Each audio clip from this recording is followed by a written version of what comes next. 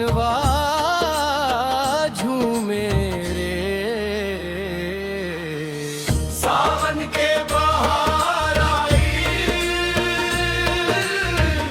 मनवा झूमे रे।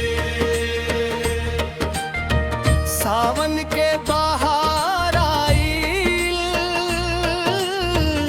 मनवा झूमे रे। सावन सिन्हा के गीत सुन के दिलवा घूमे रे। कांवर उठा के भोले के नगरी चलस हो। हर हर महादेव बोल के सब झूमन्स हो।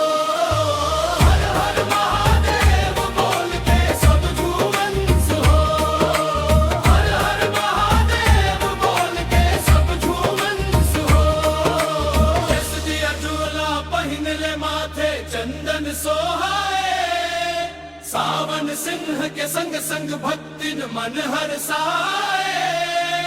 गंगा जल के धार लेके बाबा के दरबार, भोलेनाथ के नामे लागे जीवन में उजियार। भोलेनाथ भोलेनाथ सावन के बहार होई,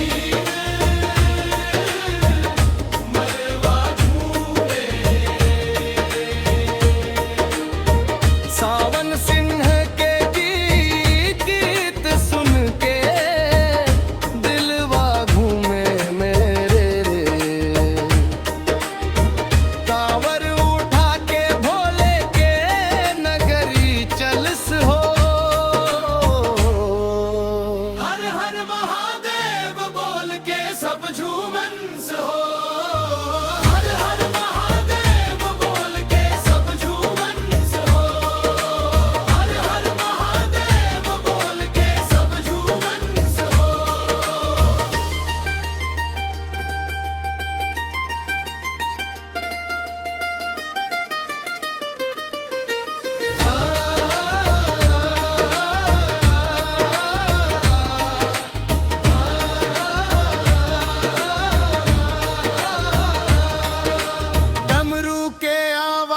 सुन के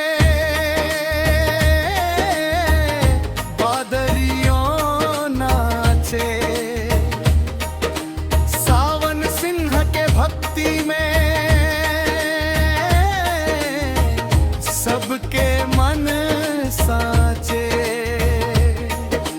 बेलपत्र धतूरा फूल चढ़ावे भक्त जन, भोले बाबा के कृपा से धन्य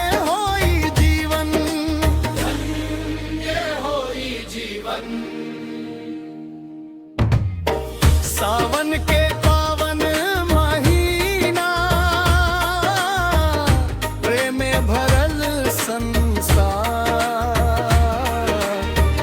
सावन सिंह के बोल सुन के जागे हर परिवार। भोले के चरणन में बस रहे सदा विश्वास, हर दुख दर्द